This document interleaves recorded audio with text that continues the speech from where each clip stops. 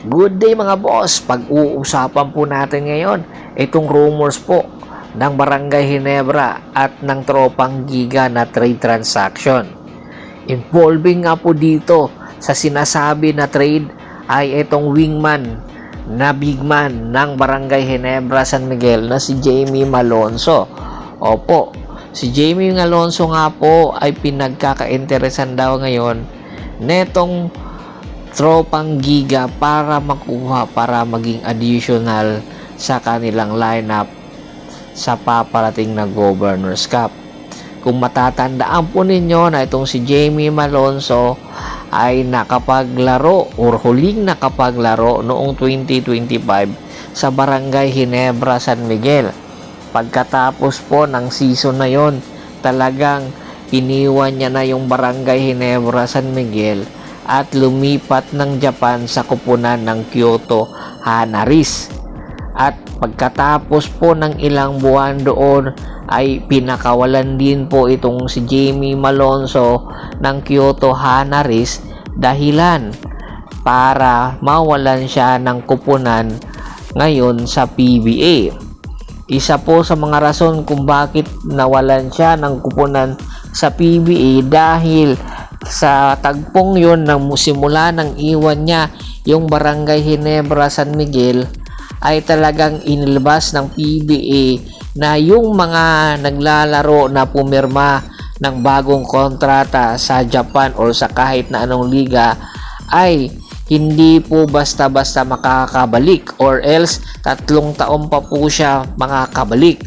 Ito po yung senaryo ngayon.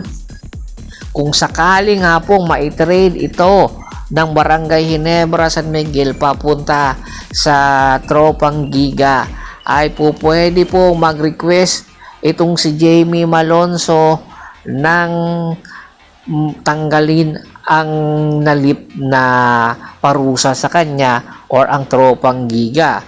Dahil ang magiging kapalit po kung matutuloy po ang nasabing trade transaction ay ito pong si Ray Parks Jr. Opo, katulad po kay Jamie Malonzo, si Ray Parks Jr. iniwan din po ang Tropang Giga at nag-sabbatical leave. Kanya lang po ay napakatagal na po ng panahon nang iniwan ni Ray Parks ang Tropang Giga. Simula noon ay po pwede na po makabalik sa PBA si Ray Parks Jr. Huli pong nakita sa PBA itong si Ray Parks ay noong 2020 pa. So 6 na taon na po itong naglalaro doon sa Japan. 2 taon po sa Nagoya Diamonds. Tapos 2 taon din po sa Osaka Ibanesa at sa kasalukuyan ay naglalaro po ito sa Ibaraki Robots. At alam nyo ba, dahil nga sa kanyang experience, ang kanyang edad na 33 years old, ay marami pa rin po ang nagkaka-interest dito kay Ray Parks Jr.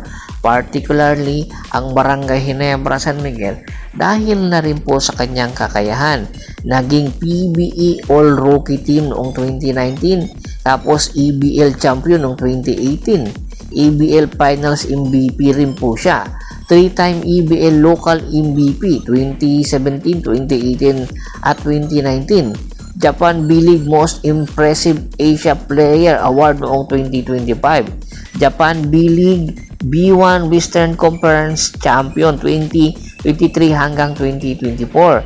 2-time UAAP Most Valuable Player noong 2011 at 2012. Iilan lang po ito sa mga performance or mga masasabi achievement ni Ray Parks Jr. na po pwede niya pong maging credential pabalik sa PBA dahil na rin nagkaka-interest po ang Barangay Ginebra sa kanya.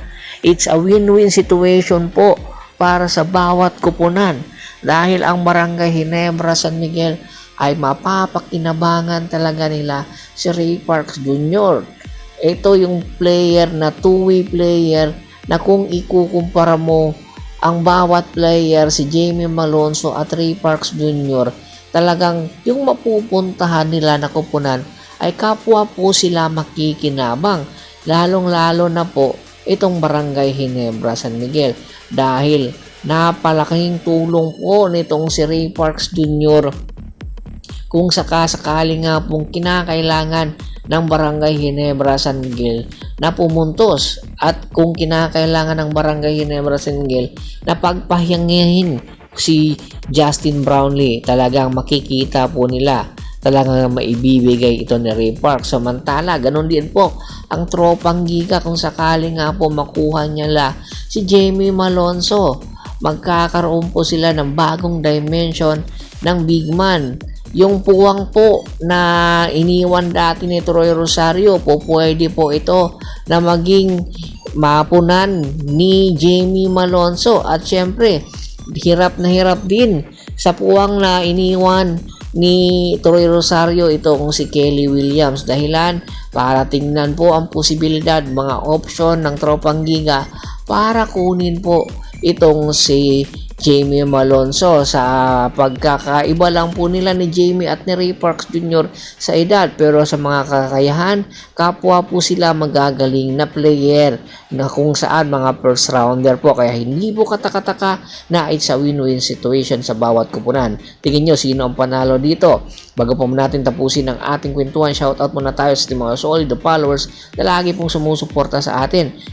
Kay Kagawad kat sa kinudukusin ng Hagonoy, Bulacan, Anthony Laki Alon at sa Laki Alon Family, Domingo Obuob, Yornel Belches, Ricky Lanza ng Ricky Rider TV ng Tansa Cavite, Alan Diaz, Richard Pabila, Ryan La Chica at si Mr. Aldrin Francisco. Pakibisita na rin po ng Facebook fanpage ko na Hapris PH3, Paul Goso at Bostor para po sa mga karagdagan sports balita na para maging updated kayo palagi. Hanggang sa muling kwentuhan, maraming salamat po.